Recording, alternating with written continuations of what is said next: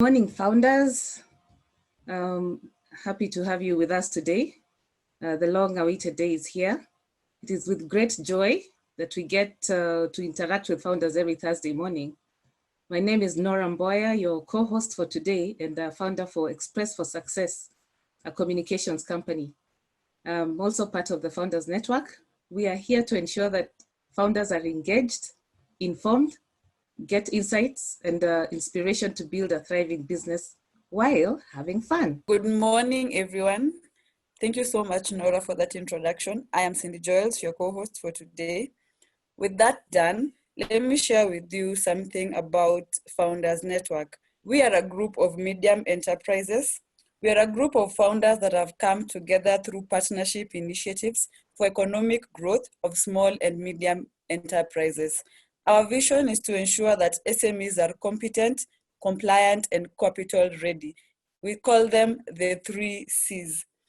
Being part of our network guarantees you mentoring by our coaches, networking in one of our many online communities, and access to capital through our revolving fund known as Catalyst. Today, all our focus will be on partnerships or relationships. Helen Keller once said, "Alone we can do so little, together we can do so much more."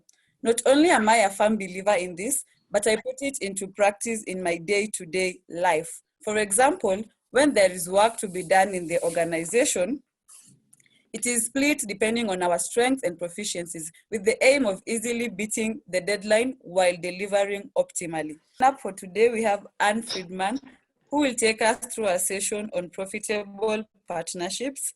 A breakout session to know the new people in the room will follow, after which we will have a legal session by Damaris Gitonga, who will share with us more about the legal aspect on partnerships. Then we will wind up with our Founders Network news. All the way to Miami. Yes, even during this COVID season to bring Miami? Yes, to bring Okay. Anne Friedman. She's the founder of Speak Out Inc., an internationally recognized executive presentation coach. Anne works with executives, business owners like yourselves, and community leaders to create and deliver powerful, engaging, persuasive messages that propel those listening to action. She also guides leaders and teams to build more productive, less stressful interactions, improved communication practices. Anne and our founder met at Organization of Women in International Trade, that's OWIT. They met at a conference and struck up a partnership. That's the topic of profitable partnerships. Hello everybody. It's nice to meet you all. You're all thank you. You're all early birds, and because of Frida, I'm with you at this early. Thank you so much, Anne, for joining us. It's great to have you. Thank you. Thank Welcome. You for inviting. I'm happy to be here. Thank you. Anne is a fantastic friend of mine, and this is a real testament of partnerships, because I met Anne in Florida. Where did we meet Anne? Tampa Bay. Yeah. Tampa Bay, right? Yes. We had the OWIT conference. I'm sure some of you know that I'm the Executive Vice President of Organization of Women in International Trade. And Anne was a speaker at our conference, and she blew my mind. This is a real testament of partnerships, of networking. Because there we were in Tampa Bay, Florida, and Anne spoke at an event. I saw the value she can bring to the founders in Kenya. I reached out to her and told her, I run a founders network in Kenya. It would be great to do some work with you. And then we kept our relationship. We talk every now and then. We send each other emails. So partnerships require cultivation, and I'm not going to get into it. Anne is going to tell you. She's the founder of Speak Out Inc. She helps executives, all right, corporate executives, okay, to speak well, corporate executives to manage, their presentations well. I'm very excited to have you. You can take it away. Thank you very much, Frida, for that beautiful introduction. And it's my pleasure and honor to be with all of you amazing entrepreneurs. It was a few years after I started my company that the president of a local business group asked me if I would come lead a networking event for him. And I said yes. And he told me there'd be about 150 people there, which was kind of a large group. And I showed up early, and on the wall of the ballroom, I put up 4 numbers. I put up pieces of paper with the number 1, 2, 3, and 4. And I was going to be leading exercises that would help these people meet each other during the course of the evening. So one by one, the people started to arrive. Each one was dressed in an elegant suit and a tie. And I soon realized I was going to be the only woman in the entire room. Anyway, they arrived and I did the first exercise. And the instructions I had were, I'm going to announce where to go, what number you might want to go to. And when you get there, take out a business card and meet the person in that number, meet other people. And at the end of the night, the person who's collected the most business cards will get a door prize. So the first exercise was, if you were born in the Northeast, go to number 1. If you were born in the Southeast, go to number 2. If you were born anywhere else in the country, go to 3. And if you were born outside of the country, go to 4. And you could feel the energy in the room come up, and people went in and they met people and they exchanged. And then I did the second one, which was almost the same thing, except if you went to university in the Southeast or the Northeast, go to 1, 2, 3, 4. And I did the same designation. The third one, I switched it up and I made it food.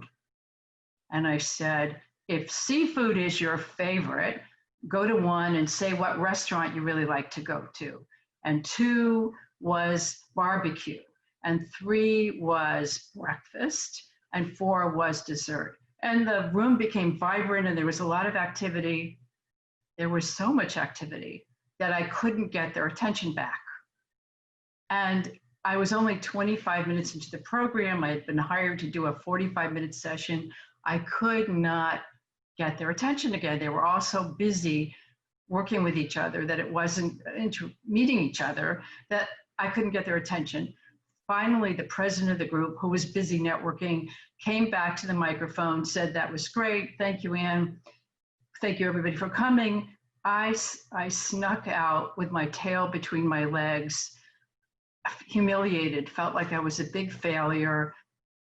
I got home, I cried. Anyway, to my surprise, the next morning, the president of the group called me and said, Ann, they loved it. It was terrific. Would you come back next year?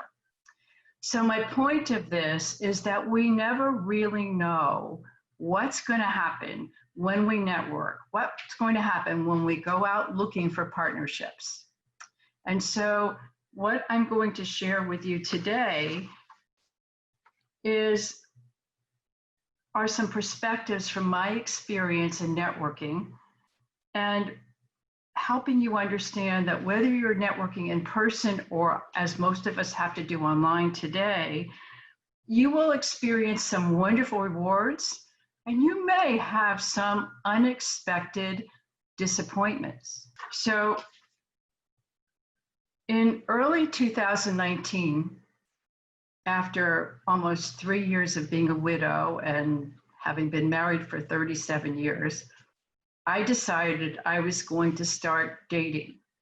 And so I went to an online dating service and I met somebody who seemed to be really interesting. He had a business with his son, he was in investments, he was involved with nonprofit organizations, and I thought, oh, this is going to be really great.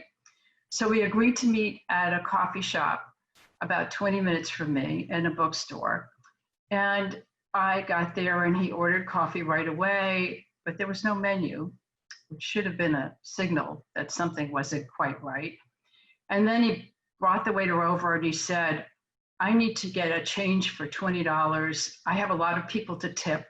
That was a really strange sentence. And then the next thing he said to me, I couldn't make this up, was, my mother was a narcissist. And as you can probably imagine, the conversation went downhill from there. And after about 30 minutes of listening to him tell me about other women that he'd been out with, I said, I think I need to go to the ladies' room, excuse me. And he said, well, I think I need to leave. And he paid for the coffee and walked out. So I was humiliated, I was disappointed, but you learn from those kinds of things. I don't want to discourage anyone from networking or from online dating, because I do have to say, in August of that same year, I started going out with a gentleman who was actually born and raised in Johannesburg, South Africa, lives in Miami now, and we are in the midst of a wonderful relationship, and I couldn't be happier. So I don't want to discourage anyone from trying online dating or any other form of dating, but dating and networking are very similar, because the experience of not totally being in control can be really pretty much the same. So there are other types of experiences that you can have when it's your turn to be out networking. And my question, and I wanted to share with you how being able to develop good conversational skills and networking helped me grow my consulting business. But I do want you to know that I was not always the extrovert that I may seem to be. I started in life, I started professionally as a journalist, a shy journalist. And I was early in my 20s, was asked to go to this brand new industry, which was called the singles bar, and go interview strange men and strange women and ask them questions and write up a story about why they were there. And that began to give me the confidence to go talk to strangers, which is part of what we need as business owners, no? And today it's a more virtual environment than live. We will, God willing, go back to the other. Some of my most significant clients have come from finding our company on the website and getting a phone call or email and then setting up a conversation. That initial conversation is like a networking experience, because someone's trying to find out about you, you're trying to find out about them, you're trying to establish rapport. And when you're doing it on the phone, it's even harder than it is face-to-face. One of those calls was a gentleman who said he needed to give a speech to 500 scientists in California, and could I help him? So we worked for a couple months. It was a great assignment, and I was thrilled when he called me back to say he'd gotten a standing ovation. But the reality is, most of my clients have come from either speaking to local groups or national or sometimes international groups, or going to conferences, like where I got to meet Frida, or networking at local business organizations.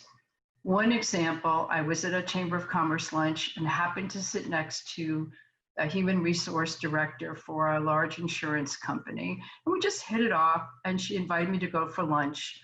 And that lunch conversation led to asking for a proposal, and it wound up being a year-long contract of training senior level executives for 3-month periods of time. I attended a conference in Spokane, Washington. I met a group of entrepreneurs from Mexico. They invited me last May to go speak in Chihuahua at their conference. And as Frida said, it was in October in Tampa where I spoke, and I got to meet Frida, and that's why I'm here today. Now, as you're aware, these more traditional forms of networking where we're face-to-face with each other are morphing into these kinds of online meetings and opportunities that we have, as you are today, to meet people in kind of an unconventional way. So since COVID, I have given virtual talks to several Rotary clubs, some nonprofit groups, the Florida International Bankers Association, and I'm scheduled to speak to a major international nonprofit conference later in July and through October. And one of the things that I do, in addition to that, that you can do as well, is I attend at least 2 virtual cocktail parties a week, 2 groups of entrepreneurs that meet kind of like what you're having here. And our purpose is, what happened to you this week? How are you doing? Do you need help with anything? And it simulates what we've done, what we used to do live.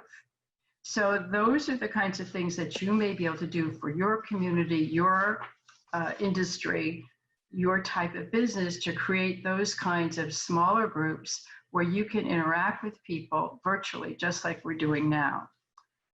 So what can you do now to network and do it more effectively in this new virtual environment that we're dealing with? First, I want to remind you of a tried and true adage. It's really not about you. Just like in dating, where we find someone interesting and attractive if they're interested in us, and there's some reciprocity in that emerging what could become a romantic partnership as opposed to a profitable partnership, the questions you want to ask yourself is, how am I really going to be able to help this person? And we need to really teach ourselves to listen to the answers that they give us so we're ready with the next question. The second thing to recognize is that each of you in this meeting is an expert. Would you agree, right? You spent a lot of time developing your skills, developing the products and services you're offering.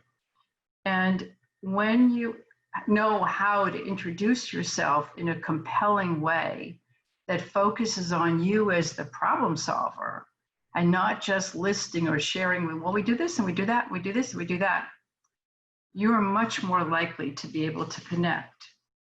You can also build your reputation and expand your circles by doing virtual presentations to groups. Now, for example, when you speak to a Rotary Club, you're not allowed to sell anything. You're there as an expert sharing information or ideas. And you can do that for groups at your church. You can do that through other organizations that are in your community. And this is another way in today's environment that you can simulate the networking that used to be commonplace. My third and final recommendation to you to help you increase your visibility today and help you increase your own networking online capabilities is, if you're not already doing this, is to get in the habit of using Zoom or some other online platform. WhatsApp has a video component if everybody's internet works. Try to connect with people this way as opposed to on the phone. Why? When you can see somebody's eyes and expression, you feel a lot closer to them, don't you? And there is something impersonal and growing increasingly impersonal around the telephone. Maybe if you've already established a relationship with somebody, you can go back to the phone. But especially in the early stages, and it may feel awkward at first being on camera, maybe by now you're all used to it already, but the idea of this kind of interface where we're simulating what we used to do live will help you strengthen those relationships, those early phases of a partnership, of a profitable partnership that could take you, you never know where it could take you. I want you to know that the road to success in networking has always been bumpy. And it's probably not going to get any smoother as time goes on, especially with all this virtual stuff. I've been in virtual meetings where all of a sudden the technology dies. The microphone stops working, the screen starts moving, all of a sudden it goes black. You can't see anybody.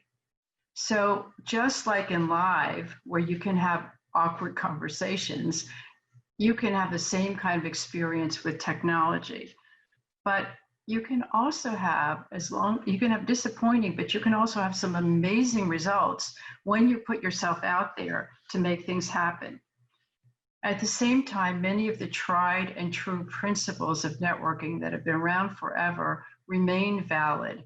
And that is the primary one, that it's important for us, for you, to show your interest and show your capabilities, how they will help someone else, and not as simply sharing your resume or your brochure orally with somebody else. I also encourage you to take advantage of the technology that's out there. And in addition to using Zoom for meetings and speaking virtually, if you haven't already done this, create short videos where you're sharing a technique, you're sharing some of your knowledge, and post it on YouTube and post it in your social media as a way for people to get to know you when they cannot meet you in person. Again, they need to be upbeat and helpful, and some people make strictly sales videos, and they work for some folks depending on what the product or service. Most professionals in the professional arena need to establish rapport before somebody is going to buy something. And finally, despite COVID-19 and this unreal world we're living in, ladies and gentlemen, I believe that we all still need each other as humans, don't you? And probably even more than we did before. And remember, ladies and gentlemen, that you are each experts in your area, or you wouldn't be here. And I firmly believe that when you make the effort to get found, to be known, to share your ideas, to share what you believe is useful to other people, you're going to continue to make a huge impact on your community and the life of the planet, the life of everyone on the planet. So I want to thank all of you for this opportunity to share today. And now Frida is going to direct you on how to participate in the speed networking. We're going to go into a breakout session so that we can have some speed networking, and that was amazing. Thank you so much for joining us. So you're going to go into the rooms and you're going to introduce yourselves, get to know the person in the room, and that we're giving you an opportunity to network. And then in 7 minutes, the rooms will close and you'll come back here and share your experience, share who you got to meet in the room. You never know, there could be a profitable partner in the room, and the rooms are opening now. See you back in 7 minutes. Thank you. Who would like to tell us their name, what they do, and their best referral? Carry on and just unmute yourself. All right. Good morning. Good morning. I'm Masi Masiga from Zawadi Arts and Crafts, where we learn, love, and lead through art and play. I teach children life skills through art and play. I teach families how to develop value systems, and I train corporates on how to be great parents, at the same time have a productive work life. Okay. Thank you. Thank you so much, Mercy. Madam Frida, my name is Lucy Kiilu. I'm the CEO and founder of No Limit Consultants. We work with the businesses, startups, small businesses, big businesses, because we support businesses in people management. People issues of setting up HR structures, handling HR processes, policies and practices. We also handle issues of our employee relations, because you know employees, people relationships are never easy. So we guide you on how to handle your employees well, ensure you relate well for productivity. And you know, where there is productivity, of course, there is a profit. So we make sure the relationship is managed well. And in that case, we also handle issues of our performance management, where we make sure you're using the right tools, you're communicating the right things, your expectations, both your expectations, because employees also have their expectations. So you understand their expectations and they understand yours. So the kind of clients we are looking for, as I mentioned, would be business owners, whether the business is big or small, whether it's existed for 10 years, for 5 years, for 1 week. So we look for all business owners. We also have a small branch but it's something new we are starting, handling of people who are joining the profession. Teaching them how to write their CVs, how to attend interviews, and how to become potential candidates. And that would eventually become like a mentorship program, but it's something we are working on. Thank you so much. Thank you so much, Lucy. Lucy is actually a partner of Passion Profit. No Limits Consultants is the Passion Profit partner for HR. If you need any HR help, we highly recommend her. If you're struggling to let people go, you don't know what you need to do, Lucy is the person for you. She's our HR strategic partner. Lucy, thank you so much. We are going back to the main room, all right? So see you in the main room. Thank you so much for those who participated. Blessings. Welcome back, everyone. That was amazing. What's going to happen now is I'm sure you had a good time. I hope you did. And if you are not comfortable in there, we have a poll for you. And I'm going to pull up the poll here just to see what bothers you the most about networking. As you know, at Founders Network, we are here to help, to support you to grow and succeed. So we understand that networking in the new normal is not easy. So that's why we brought Anne all the way from Florida to help you figure out how to build those profitable relationships. So you'll get comfortable speaking in the dark rooms, in the dark breakout session. So I'm just going to put up a poll here. What are some of the things that bother you the most about networking? Not knowing what to say, not knowing how to get away from awkward conversations.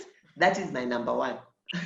Not knowing how to get away from the awkward conversation. That guy who's trying to sell you insurance. Insurance people are notorious, and I love them all. They keep us safe. And then answering questions you really don't want to, answering questions you really don't want to be asked. And then wasting time talking to a competitor. You discover this person is here, they also do exactly what you do, and they now want to chat you and ask you, what are you doing nowadays? All right. And the other one is not knowing how to overcome cliques. You enter that place and you find all the people who have been here, they're all clumped up together. In Kenya, we say, iko na wenyewe. This place has its owners. Chisibire, let me know, what do you have? How many people say not knowing what to say? That is what bugs them. How many 11. people say that? 11 people. 11. How many people say not knowing how to get away from an awkward conversation? 13. 13, all right. And how many are saying answering questions I really don't want to be asked? 12. Okay, so you have 12 there, and then wasting time talking to the competitor. 5. 5, all right. And Cindy, number 5 is yours. 21. Not knowing how to overcome cliques. 21. 21. 21 have The it. record. Fantastic. So that is amazing. So thank you so much. Now that we know how you feel about networking, now that we can't meet people in person to develop new business relationships, how would you say your online efforts are going? So are you a bit anxious speaking on camera to present your products or services? Do you feel nervous before you come to a camera? Some people say, I'm good behind, but this camera business, I'm not interested. Are you one of those people? Are you frustrated that you're not conveying on camera what you used to do so easily in networking events? Is that what is bugging you? Have you been disappointed in virtual meetings that didn't go the way you expected? For instance, today we had a poll. The poll refused to come to start. Facebook Live got mad. The reason I'm sharing this is we are sensing and shaping the new normal. So relax, enjoy, have fun. So have you been disappointed in virtual meetings? Today, we almost got disappointed, but we refused. If you're like most people today, the transition we've all been making to online meetings and presentations has not been easy. And we have prepared a 4-day Pitch for Profit online challenge that we'll be offering it online from the 27th to the 30th. And here is Anne to tell you more about the experience. So Frida and I have put together an exciting 4-day challenge. And in day 1, you'll find out what words, what emotional trigger words you can incorporate into your description of your business that will get people to say, maybe she's got something or he's got something I really could use. Remember, the trick is to position yourself as a problem solver, because that's what everybody's looking for, right? And so you'll know, I'll give you examples of quite a few different kinds of words which you'll be able to incorporate into your self-introduction. In day 2, we're going to take you step by step through how do you answer that question. Well, tell us about your business. What do you do? How do you put that structure together? And you'll be able to use it, God willing, in the not too distant future when we go back to being able to do this face to face. But for right now, our focus is going to be for this kind of environment. And then it's known as an elevator speech or an elevator pitch. And you'll incorporate the words that you used in day one in day two in your pitch for profit.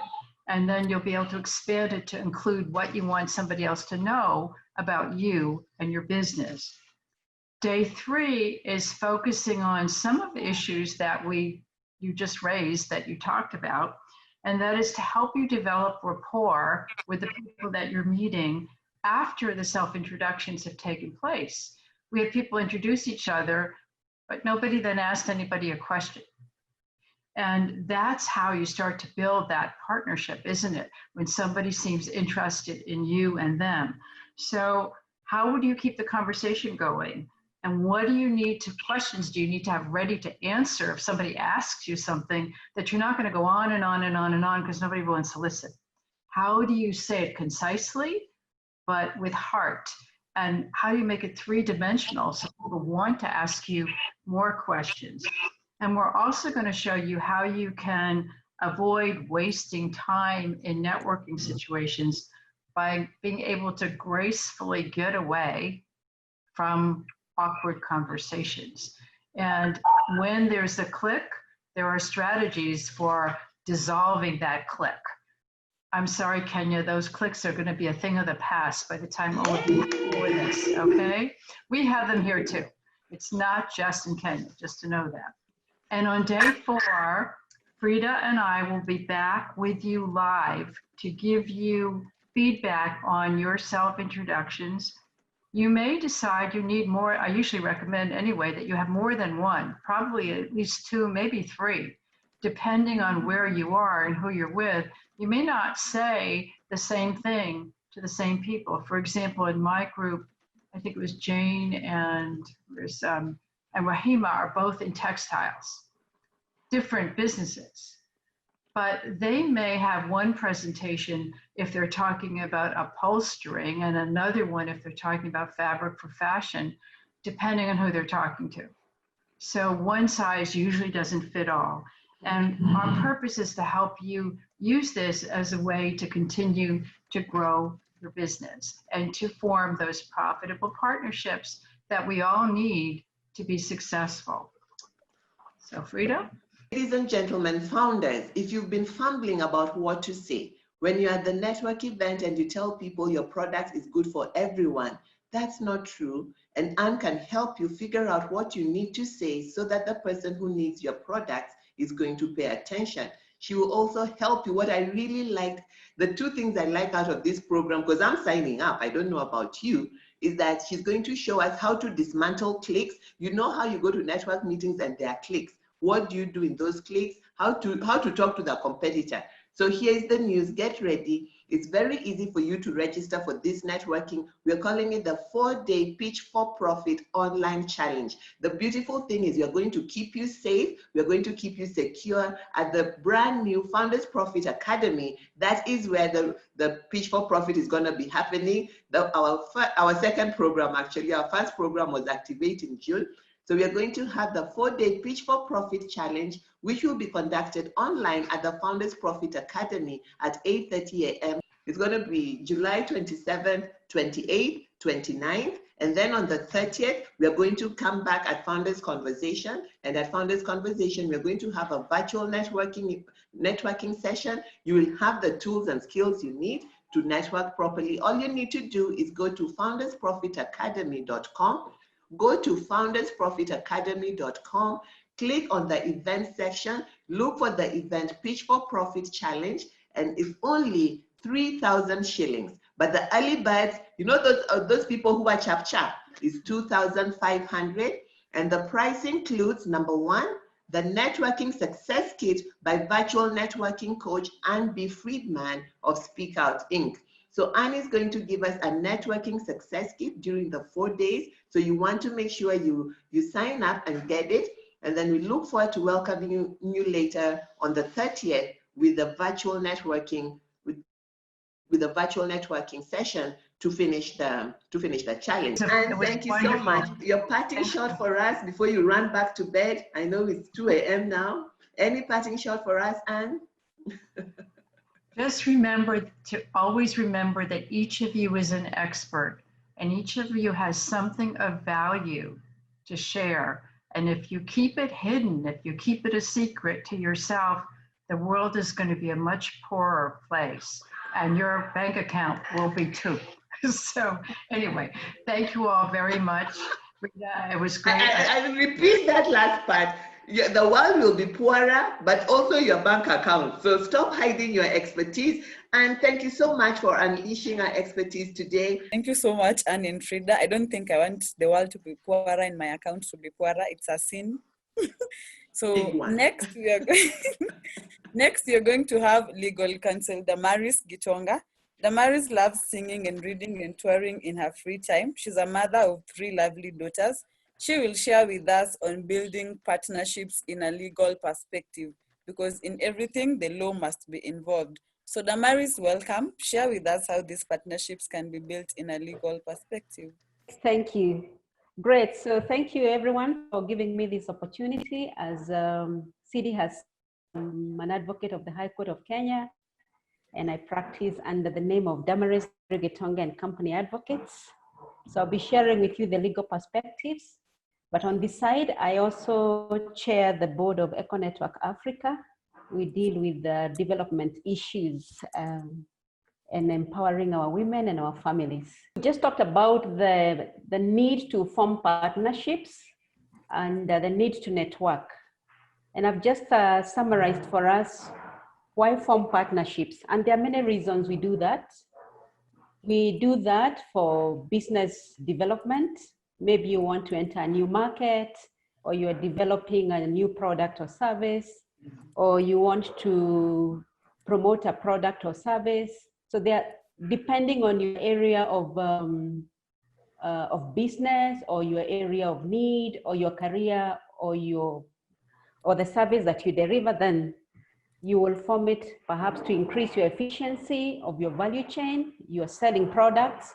For example, the people selling, maybe you're selling hardware and you partner with someone doing software so that your products are flowing, or perhaps logistics. In my work, we do a lot of registry work. So I partner with someone who does, what would I call it? Who provides me with support when it comes to going to the registry, following up my documentation. That's a form of a partnership to help improve efficiency in my value chain. And the reasons are as many as we are. So as we go through this is to ask yourselves, why would I want to be in a partnership? And we've already been told at the beginning that 2 are better than 1. For those of us who watch news, we saw how Bidco has entered a partnership with a company from Malaysia to do juices. So it is great for us to consider this subject at this time, because as we go online, then we will need to increase our partnerships. I think we know what a partnership is. It's a relationship between 2 or more people carrying on business in common for profit.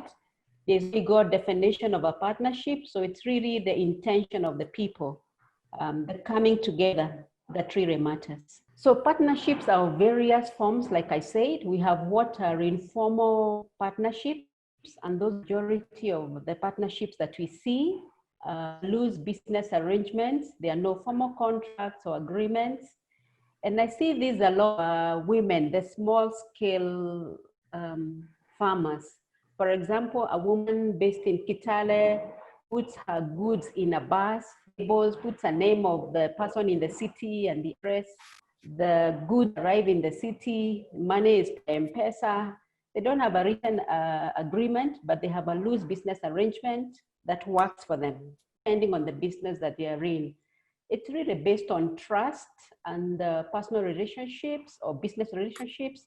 There's a lot of peer-to-peer regulation, and it's really something that is done a lot, especially at the small scale businesses.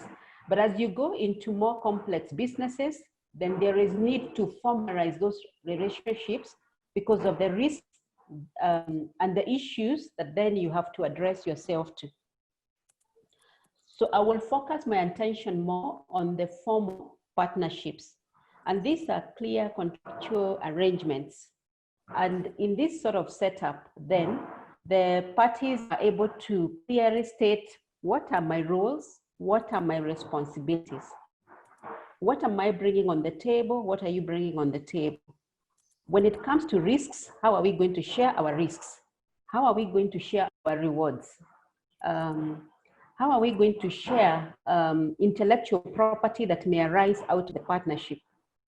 And all the other aspects of the relationship that you may want to think about. How will you meet?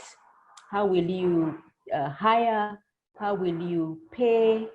And this can go on and on, but really the core issues are roles and responsibilities, risks and rewards, ownership of the goods or the product or the services, and the arising intellectual property, and dispute resolution. How will you resolve your disputes when they arise?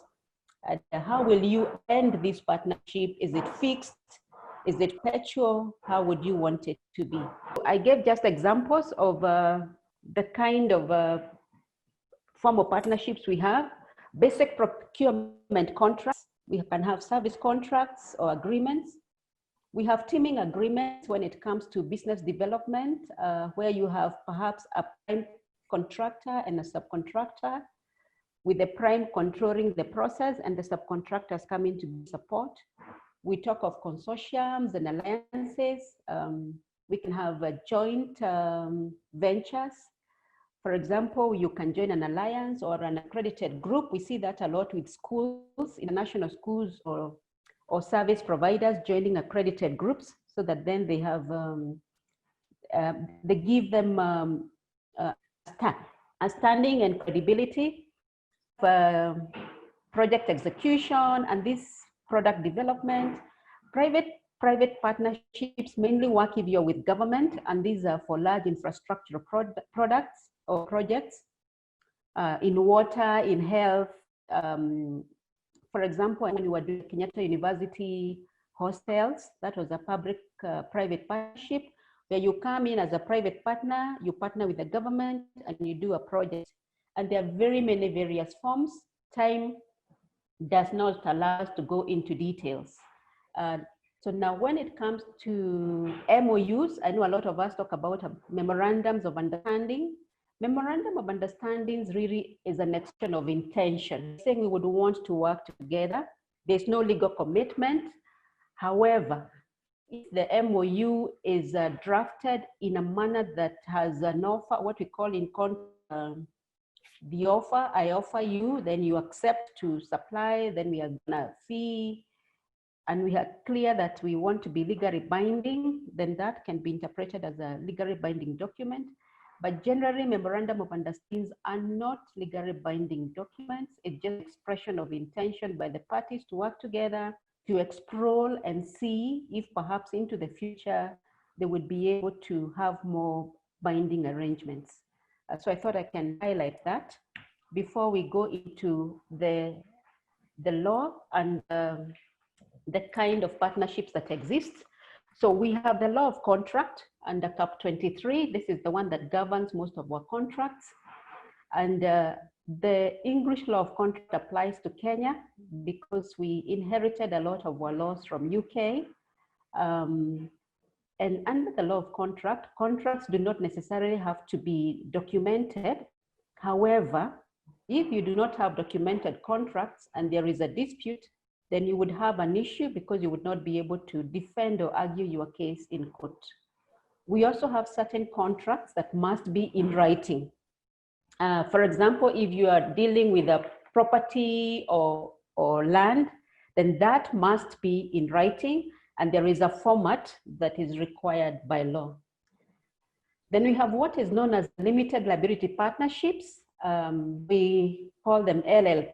You will see a lot of law firms lately registering as LLPs, where you have two people coming together, register an entity, a body corporate. This one has perpetual succession. The partners and the entity are separated. It's almost like a company, but it's not quite a company. And in an LLP, when partners change, it does not affect their obligations. LLPs are mainly used by professional accountants, architects, and stuff like that. They must be registered with the registrar in line with the Act. And then partnerships, ordinary partnerships or private companies can convert to LLPs. And again, this is in line with the Act. But in an LLP, we must have what we call what we refer to as a manager. This is a mandatory requirement. You must say among your partners who is the manager, and this must be a natural person above 18 years, and they must be resident in Kenya. We then have what is known as the Partnerships Act. Basically, like I said, just the relationship between persons carrying on business in common with a view to making a profit. In a general partnership, the partner's liability is unlimited, meaning if there are losses or risks, then the law will come for you as the individual. Partnerships define the responsibilities of each partner, who is responsible for what. Every partnership is responsible for the business of the partnership. They act as an agent of partnership for purpose of the business. And the agreement of all partners is mandatory if you change the nature of the business of the partnership. So I can't just today go into a networking meeting, meet Frida, we discuss, agree, and say we run with this. Before I do that, if I'm doing it in a partnership, then I must go to my partner and say, I met Frida, and this is what I'm thinking about, and this is what we are proposing. So that then helps us to know that when we are in a partnership, we must be careful the decisions we make so that we do not bind our partners unnecessarily. In a partnership, there's what is referred to as the duty of good faith and disclosure. Like I have said, we must disclose if you are engaging the partnership, or if you are doing some. Recently, there was an article in the newspapers about a law firm where the partners went and secured, charged the property on the basis of the partnership account, and their partnership account was frozen. So the duty of good faith and disclosure is very critical in partnerships. Sharing of profits and management of the business, this is done on the basis of your contribution. You share profits and losses depending on how much you put in. If it's a 50-50 or 30-30 or 40-40 arrangements, then profits and losses are shared in like manner. However, if I joined a partnership that already existed, and at the point I'm joining, they are sharing profit, I cannot lay claim to that profit at that point because I was not a partner. Neither can I lay claim to, neither can I contribute to their losses. Something to note is that in the event of death, the estate of a partner who dies and the partnership has obligations is then liable for debts that were incurred by the partnerships.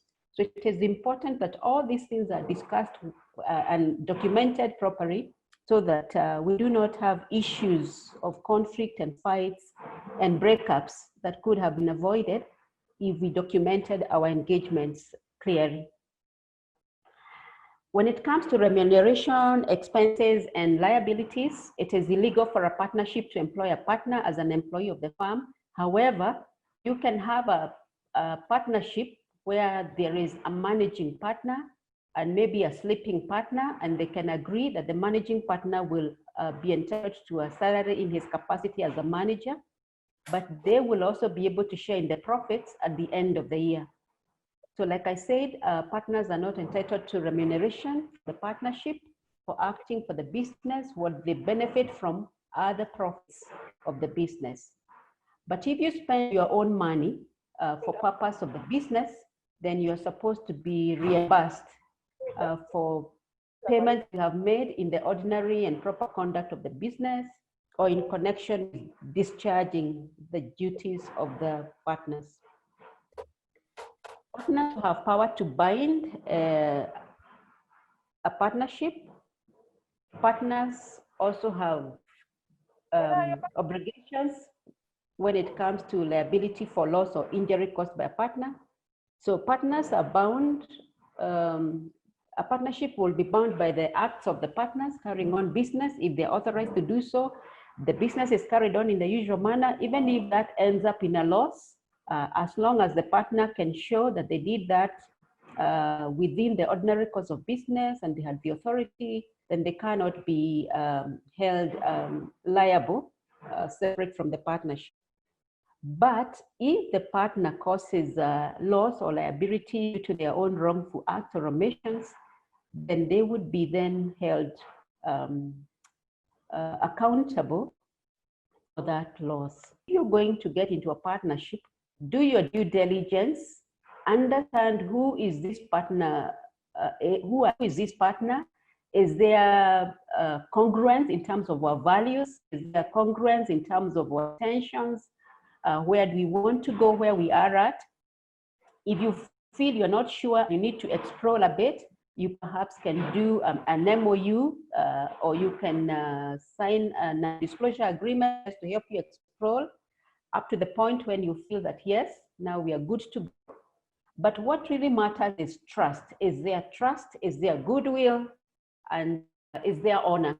Because someone can have everything else, but if they lack goodwill and their values and your values are not consistent, then it's likely that that partnership will go far. My parting shot, whether you're getting into an informal or a formal partnership, it's advisable to always seek legal advice so that you do not find yourself bearing risks or obligations that you otherwise did not intend to bear. I think that brings to the end of my session, CD. Thank you so much, Damaris. We are happy. We have said partnerships are important, but also we have said that we should have a legal perspective so that when you should not carry risks that are not yours. Now we are going to have what is happening in our community, the Founders Network community. We are having our applications are ongoing for the Activate July cohort. And I'd like to invite our course director, Dr. Melvin DeLima, to tell us more about the Activate program in few words about what is this Activate program for the July cohort, and is also the Passion Profit CEO. He's a man who loves God and is very passionate about what he does and empowering founders. So Melvin, share with us about the Activate class that is ongoing, the ongoing application. Yeah, so applications for the Activate July cohort are ongoing. The July cohort will start on July 20th. So that's July 20th, we'll start a new cohort. I'm very glad and happy to see so many members of the June cohort in this session today. And Founders Conversation is an additional add-on to what we offer the participants in the Activate cohort. Activate is designed to help those people who are starting out in business or who are in early stage of their business. And this is a program which takes you through how to plan your business, how to pitch your business, how to design your business. And it's so amazing that that members of the June cohort were really amazed at the lessons that they learned, even though some of them had been in business for 8 years or 10 years and all that stuff. So if you look at your screen right now, this is what the Activate program is about. We're here to help emerging entrepreneurs to take their businesses from ideation into sales, while we concentrate on planning, developing a value proposition, product development, and promotion. Thank you with so us. much, Melvin. Melvin And has said we are ready to give you back your money if it does not bring, if it is not worth it. So we are ready to bring back your money, and we are not joking. That is all we have for Founders News. So yeah, I'll end it with a quote. A quote says, by Isaac Newton. Isaac Newton is known for the invention of gravity. And he once said, if I have seen farther than others, it is by standing on the shoulder of giants. So dear founders, think about the giant on whose shoulders you want to stand on and choose wisely. You can reach out to us on the number on the screen, send us an email, and also check out our website at the website on the screen, and do not forget to join the Pitch for Profit Challenge. And we also have the Activate class ongoing, and do not forget to join and change your passion into profit, because if you do what you're passionate about, profit will definitely follow. That is all we have for today. Goodbye. Happy to have you here till we meet again next week on Thursday for great interactions.